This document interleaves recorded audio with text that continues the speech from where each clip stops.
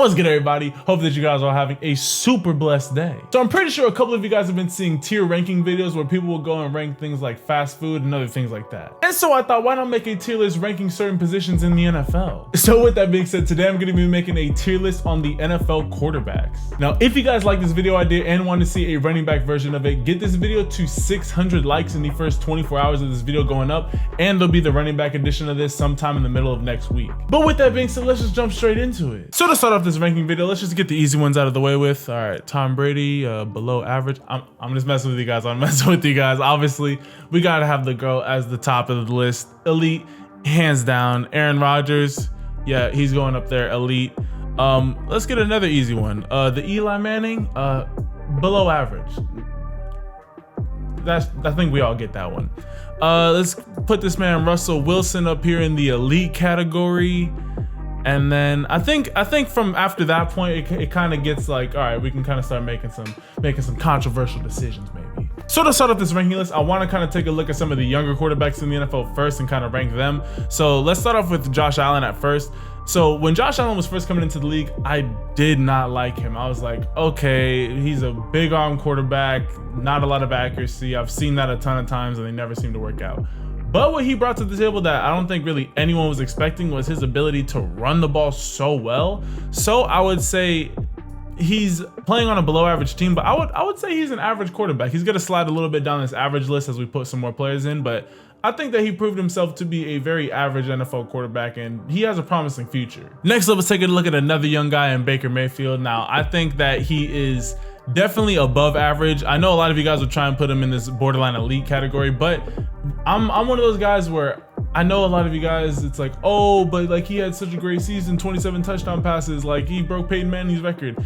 Yeah, but that's just one season. I've seen a lot of players have one really good season. Now, I think he's clearly separated himself from the other quarterbacks in that rookie class, but I wouldn't put him in this borderline elite category yet, but he's definitely an above average quarterback already. Next up, let's take a look at Sam Darnold. Now, I would definitely put him ahead of Josh Allen. I wouldn't put him in his Baker Mayfield category. Again, Baker Mayfield has separated himself from that rookie class, but I would say, Sam Darnold, he just needs a couple more pieces around him. They just did pick up Le'Veon Bell, so I think that is going to help him out a lot. Not only because they're going to have a legit running back now who's going to be able to take some pressure off of him, but Le'Veon Bell is the best receiving back in the NFL. So obviously going to be able to get some like easy just dink and dunk passes to him, and I think that's going to help him out a ton. So I would put him ahead of Josh Allen, but he's still definitely in that average category. Next up, let's take a look at another one of the young QBs in Jared Goff. Now, when Jared Goff first came into the league, he would have definitely been average. He was not like, he wasn't anything special. Like I thought it was gonna be a flop, but you give him a couple weapons, you put Sean McVay in there, definitely an above average quarterback. I know he made the Pro Bowl, so a lot of you guys would be like, oh, borderline elite. I think he needs at least another year of that consistent play of like going to another Pro Bowl, being a little bit more consistent like that. And also you kind of want to see him, because when Cooper Kupp went out, he just fell off. Like, you cannot have your success be tied solely to one player that much. Like, obviously, you still had Robert Woods, he still had Brandon Cooks, he still had Todd Gurley, but you guys can see it. As soon as Cooper Kupp got hurt, Cooper Kupp is his guy. So after Cooper Kupp got hurt, Jared Goff wasn't really the same quarterback, but he is definitely an above average quarterback, and I would put him ahead of Baker Mayfield. Next up, let's take a look at the other young quarterback in last year's quarterback class in Lamar Jackson. I would put him somewhere in between Josh Allen and Sam Darnold. I think he's just the in-between version of the two. Like, he doesn't have as big of an arm as Josh Allen, but he's fat. He's a more explosive runner than he is, but he's not as accurate as Sam Darnold is. He's somewhere in the middle. I think he does have the potential to rise the quickest though, because he is on a very good Ravens team that has a solid defense. They do have some weapons around him. They added a lot of weapons in the draft for him. So I think that he is going to be able to take that step forward. And I don't care about what any GM says, like, oh, it's hard to tailor a team around a mobile quarterback. They went from Joe Flacco, the least mobile quarterback in the NFL, to Lamar Jackson, and they kind of pulled it off without a hitch. They gave him a bunch of easy reads, get that RPO, which every NFL player just loves to say. run pass option.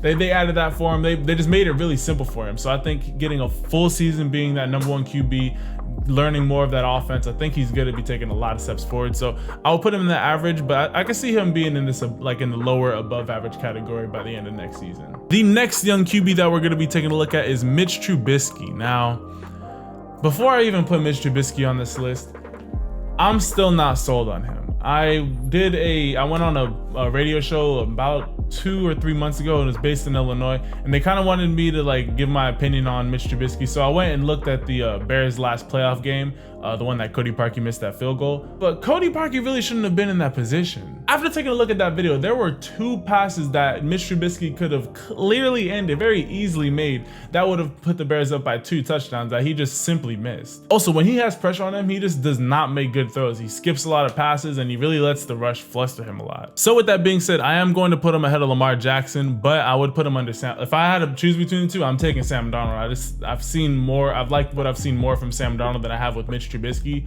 Now, I know obviously Mitch Trubisky, he made a Pro Bowl, but that's just because everyone decided not to go to the Pro Bowl, and he was an alternate. It wasn't like he got in off the first couple picks. So a lot of guys didn't end up going this year, especially out of the NFC, and he basically just got a free Pro Bowl. So he has the potential, and he has weapons around him that he could eventually get into this above average category. But I just think as of right now, I would put him in the middle of the average category. Next up, let's take a big play Mahomes, easily going up into this elite category. And yeah, I would put him ahead of Russell Wilson. I would say that these two, obviously Patrick Mahomes had one extremely good year, and so we got to see what he's doing next year. He's coming off of an MVP season, so obviously there's very high hopes for him coming into next year. But I think overall he should, with the weapons around him and just the talent that he is, I would definitely put him right now as the 3rd best quarterback in the NFL. I also forgot to add one guy into this. I was about to say, like, I feel like I'm missing a guy. Yeah, Drew Brees, definitely he gets that elite nod. I'm pretty sure we all can agree with that. Drew Brees is definitely still elite. Even I forget how old he is and what year he's in, but he's still getting it done. So yeah, he's clearly in the elite category. He fell off a little bit towards the end of the year, so that's why I would put him at 5, but he's still definitely in that top 5. Next up, let's take a look at Josh Rosen. Now, I'm gonna put Josh Rosen right here in the middle. I just don't know what kind of quarterback he is. Like, obviously he had no help in Arizona. Like David Johnson was coming off of that wrist injury, which I thought he was going to be more productive, but obviously that offensive coordinator wasn't using him the same way that they did in 2016. And obviously the Cardinals just kind of gave up on him after this season. They're like, all right, we want Kyler Murray, which is fair. So obviously I want to see what he's able to do in Miami. I would just put him right there in the middle. He hasn't shown me he could be something great. He has made a lot of really good throws that I'm like, wow, like obviously he should be a starting NFL caliber quarterback, but then there have been other times where it's like, bro, what are you doing? But obviously Arizona has a horrible offensive line, and he just didn't really get a fair shot. So I can see him having a very resurgent year, kind of like how Jared Goff looked like a bust, and then obviously the next year was looking very good. Next up, let's take a look at the other young QB, Deshaun Watson. Now, I'm gonna put him in this borderline elite category. He's gonna slide down a lot once I put more of the veteran quarterbacks in here, but I've been a Deshaun Watson fan from the beginning. One of my first draft video that I ever made, I said that he should have been the first quarterback taken. Now, obviously Patrick Mahomes was proven that he should have been taken #1 overall. It went Mitch Trubisky, Patrick Mahomes, and then Deshaun Watson. So obviously it kind of got flipped around a little bit, but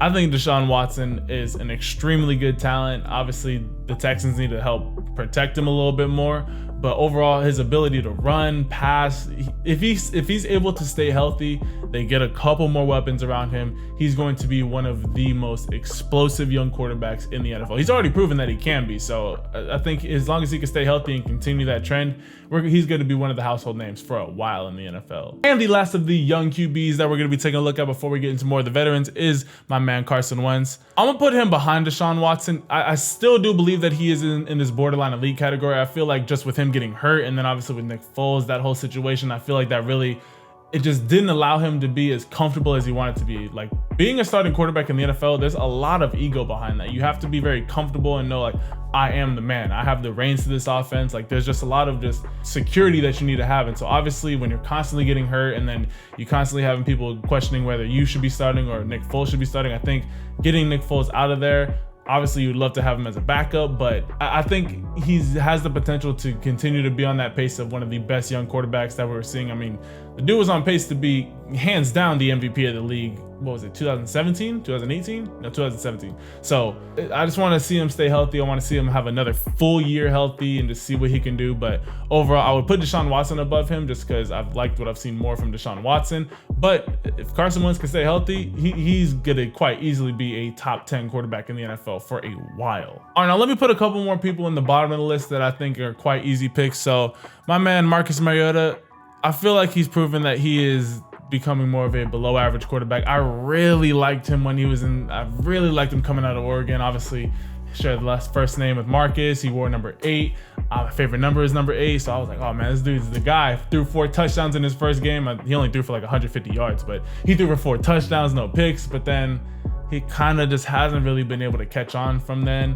And it just doesn't look like he has been. He's had a couple of injuries to deal with. So I would put him in that below average category. I feel like we've had enough time to see whether he's able to pan out or not. And I just feel like he just hasn't been able to pan out. So he should stay up more towards the higher end of the below average category as I'm adding more players, but he just hasn't been able to stick the way that I thought he was going to. Another player that I'm going to put in this below average category is Jameis Winston. I'm going to put him ahead of Marcus Mariota just because I feel like he's shown more that he can actually be a very solid quarterback in the NFL.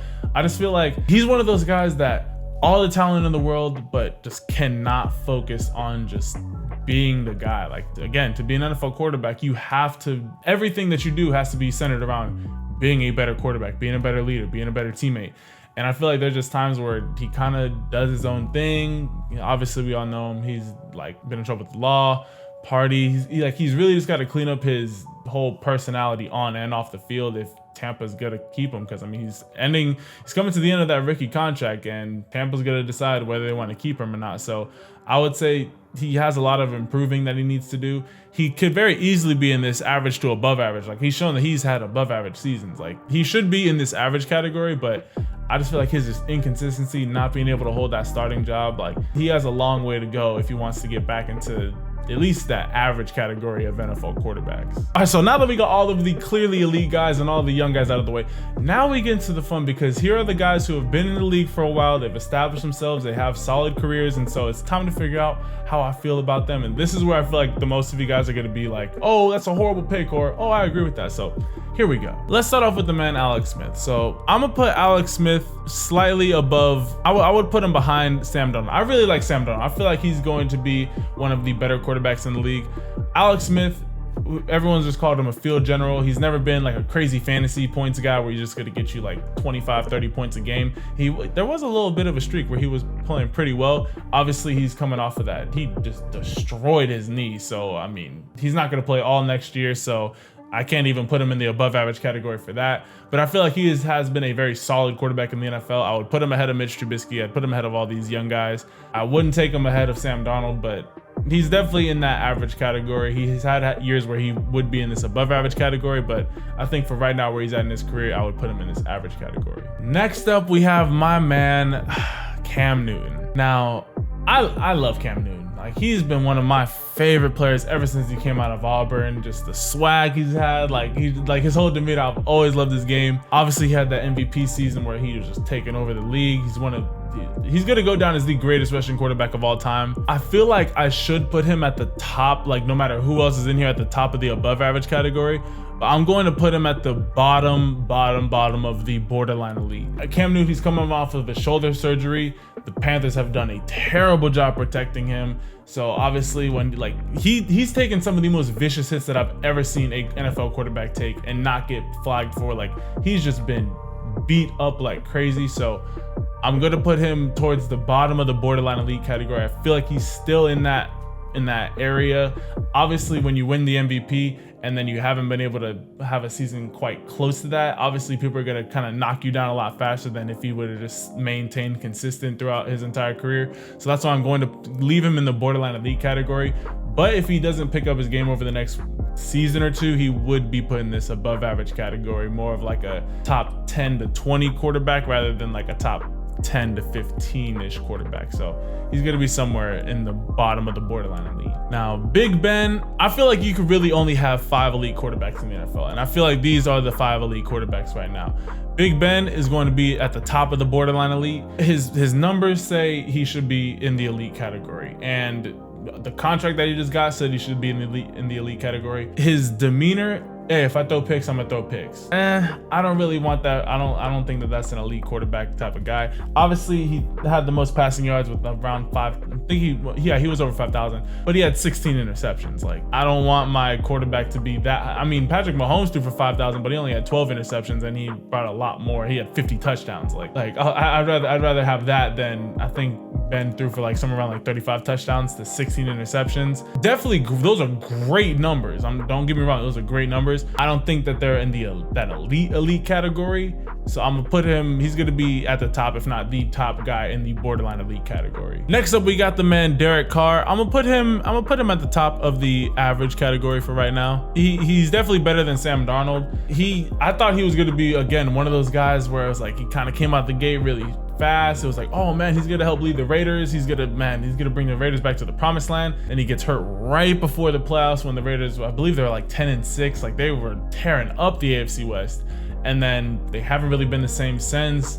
Obviously, getting John Gruden there, like, he's kind of having to mesh with them. They haven't had a lot of receiver help. Jared Cook has been like his main guy to go to. So it's gonna be interesting to see. I still think that he's teetering between the above average and average category, but I think he's proven to be an average quarterback right now, and he has the potential to rise up still. I mean, he's still young, but as of right now, he hasn't shown that he is in that above average category. Next up, we got Kirk Cousins. So I'm gonna put Kirk Cousins, I'm gonna put him at the top of the above average category. I know a lot of you guys are like, how are you gonna put Cam Newton in the borderline elite, but then put Kirk Cousins in the above average? So statistically, Kirk Cousins, great quarterback. He's money. Like, this dude is one of the better quarterbacks statistically. But when it comes to having to beat teams with a top 10 defense or even winning teams, like, he just doesn't really show up. I feel like he hasn't ever had that season where it's like, wow, this is like,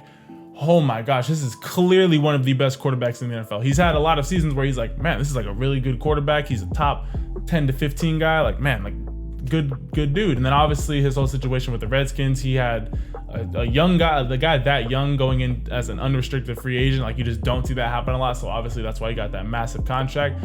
But the fact that the Vikings were only 1 game away from the playoffs, and then they add him and then they don't make the playoffs, kind of says something. I mean, they got there with Case Keenum and then they couldn't get there with Kirk Cousins. Like, so I'm gonna put him at this above average. I feel like this is the first one that people are gonna kind of get to rustle their jimmies a little bit. But overall, yeah, I'm gonna put Cam in the borderline elite at the bottom, and then I'm gonna put Kirk Cousins at the top of the above average. Next up, we got the man Dak Prescott. I'm gonna put him right behind Kirk Cousins if I can. Yeah, so I feel like he's in this Jared Goff, Kirk Cousins type area where it's like, okay, there's been times where it's like, bro, like, you do a great job of just like, you can lead your team down the field. It doesn't, like, obviously he does need Zeke, but like, there's times where he plays like he doesn't, like, oh man, I can just make all the throws. He hasn't always had the receiver help that he's needed there. But once they got Amari Cooper, he was just dropping dimes to him. So I think if he has another solid season, takes another step forward, gets that completion percentage up, obviously develops more of a relationship with Amari Cooper and is able to spread the ball a little bit more,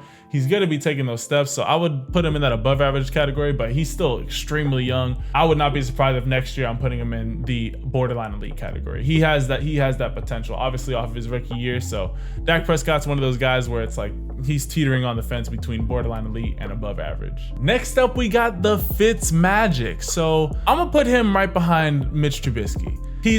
There's been time, obviously, if any NFL quarterback has a nickname, it's like, oh man, like, should be above average to borderline elite, but it's because he's just inconsistent. It's like, bro, the first 4 weeks, it was him, Deshaun Jackson, and Mike Evans. Those 3 guys were just tearing up the fantasy league. I feel like the biggest reason why he hasn't ever been able to just stay consistent is because no one has ever just been like, here you go, you're the starting quarterback. I don't care what happens during the season. Just, if I knew that every time I throw a pick, or every time I don't go 3 and out, or just like I'm not able to really get it going, or I just have a bad day, if I know that I could be benched, it just makes you feel different. Any of you guys who have gone through a position battle, you guys know that feeling where it's like, as an NFL quarterback, you need to have that confidence. And I feel like just because he's never had that chance to just be that guy, I just feel like he hasn't really been able to take that step forward. But also to say that, to go ahead with that, you're an NFL quarterback. When you're given those opportunities, you need to clearly take that and run with it. So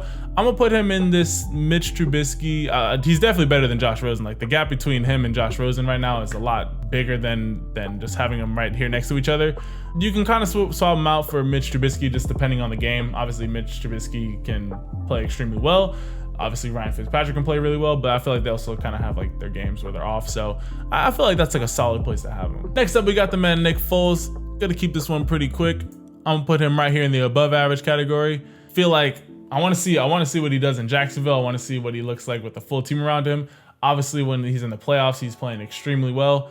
I feel like I like Baker Mayfield too, though. I really like Baker Mayfield. From obviously like a potential perspective, I would put Baker Mayfield ahead of him. But as far as just like where they're at right now in their career, I'm gonna put Nick Foles just ahead of him. But I mean, shoot, Baker Mayfield at the end of this year could be somewhere around like right here, like top 10, like really like top 8 quarterback.